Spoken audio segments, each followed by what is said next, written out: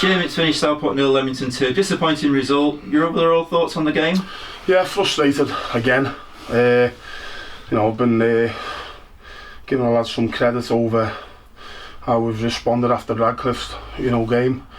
Coming as this final third, I think overall we've probably deserved a little bit more, but we're still okay after the last 5 games, 8th in the league, form table. Back-to-back home games, thinking let's get the foot on the gas. But I think we helped ourselves tonight because I think we started quite brightly. We've had some good chances. You're thinking we're on top. We looked a more threatening side. There had one moment where he spun it over the top of Tom Moore, which Tom's been brilliant for us. He's just still learning little bits. If there's time on the ball, killing the spacing behind, because I think it was Landers who went in. He's a good player. He's got 8 goals this season, doing well. But it looked like his touch just took him too close to Chris. Chris got out and forced the angle down, and he lifted it over the bar. But we've had good chances, as I say. For me, better side. They're dogged, they're workmanlike. And everything I spoke to them about, and the critical moments in games, a couple of minutes before half time, when you're a little bit tired, and a couple of minutes from the end of the game as well. It was a long ball on our back line, we've won the header. Their lads burst through, spoke how good they are. They're a very good side on second balls. They've got the second ball, we've given the foul away, the ball's come in the box. It's been cleared out for the throw-in. There's a 3v2 scenario wide, ball's come in the box too easy. We've headed one up in the air, then we've missed the duel. Then their lads gambled, got across our defender and volleyed it in. All a bit sloppy, wasn't it? And how many times we're getting first contacts in the box and no one's thinking second phase and getting across the man and getting a tap in. We just sort of make a run. And I've gone on to him about, I've showed them clips. You make your first run, and if it goes on someone else, you're thinking, right, well, I'm not first phase, I'm second phase now. So you've got to make a double run. And sometimes a third run, because it might go head, volley, or head, and then you drop on it. And that's what the lad's done, to be fair to him. He's sniffed it out, he's got the goal, and we've given them a leg up in that regards. They'll look at it and go, great, we've hit a good area, we've battled for the second ball, we've jumped on the next phase with the volley, and they get the nose in front. So I thought we were a little bit flat, if being honest. I think we wanted to be a little bit louder. I know Knight Purcell's our leader in that back line, and he's playing with a bit of illness at the minute. He wasn't himself, but dead honest. But thought we were quiet, didn't speak to each other much, didn't give good information, communication, and that was typified by that one moment at the end there. How do we get isolated wide? Why are we heading the ball up in the air when it might be easier to be left and headed? And it was just littered with poor. And we go 1-0 down, we come out second half, and as I say, we've given them a leg up. And being perfectly honest, I've looked back at the moment. Tough job referees and all that, but I think it's just a bizarre decision. When I look at it there, if it's a drop ball, let our player face forward. And then to delay it, they've got 3 lads walking towards Philly there, and then to drop it when he's facing his own goal. They can't go back because they've got a couple of forwards. He can't do nothing. He's had to turn thinking he's got time on the ball, and he's been ambushed in front of the dugout. I know there's a long time after that because they get down the left and obviously they cross if we don't clear it, and they put the ball in the back of the net. But I'd have to tell me the rule's 4 yards. Well, killed it a bit, didn't it? It was a strange one because ultimately there's no advantage given there. What's Danny Phillips meant to do with the ball?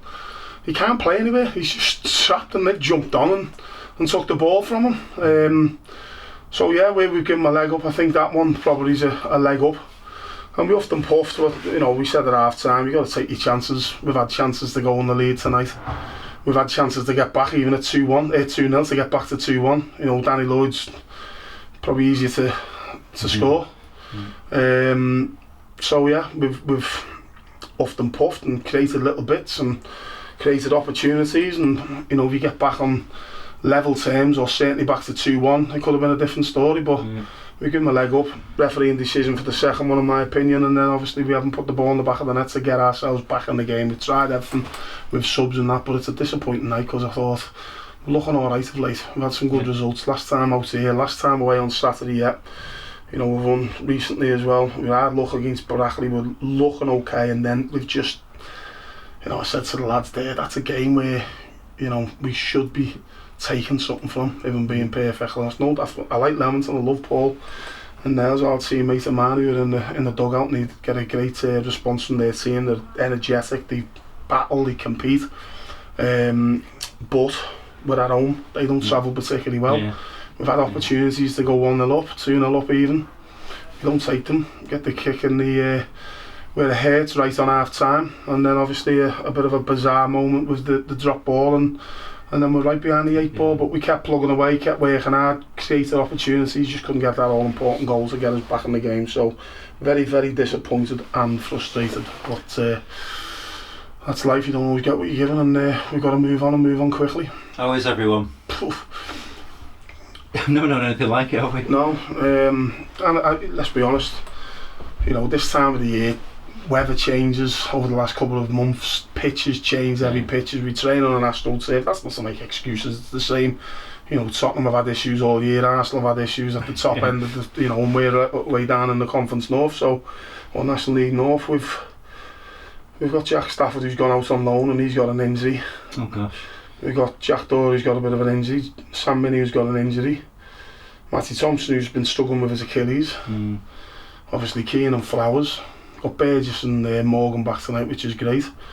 Yeah, we're just a little bit depleted in just one thing after the other, isn't it? Key areas as well. You know, it's not bad if you get 1 or 2 scattered down because you can plug gaps, and that's why you have a squad. But when you get 4 players who can play wing back, I have to say Sonny Hilton was outstanding. And, you know, very, very good tonight, and Nolan put another good performance. And you know, to go on, he's played wing back before. We knew that. He's been on over in Broad, Sweden or something like that when he was at Fulham. He played this, you know, quite a lot of football at wing back, so he knows he's an intelligent player. So even when I pulled him and said left wing back, no problem, just gets on with it because he's clever, he's dedicated and he gives it all.